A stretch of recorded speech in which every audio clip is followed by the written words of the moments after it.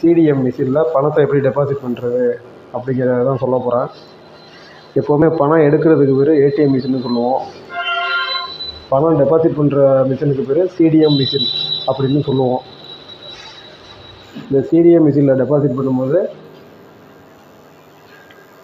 ATM card வச்சும் ATM card apply பண்ணி deposit பண்ணலாம்.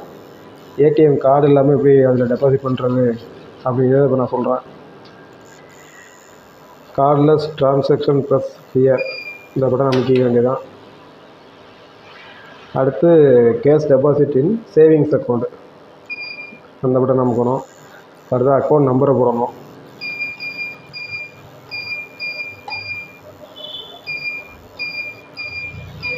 அக்கௌண்ட் நம்பரை 2 தடவை போடணும். அது ஒரு குறிப்பிட்ட டயத்துக்குள்ளே போடணும்.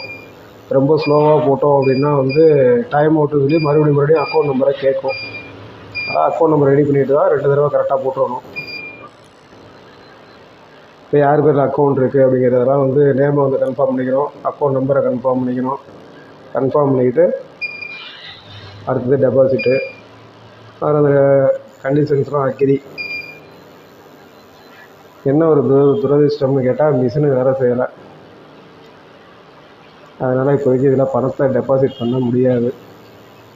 முக்கியமான நேரத்தில் இந்த பேங்கெல்லாம் இப்படி தான் நம்மளால் காலாவரி விட்டுறது. பெரிய மாற்று ஏற்பாடை பண்ணுவோம். ஓகே.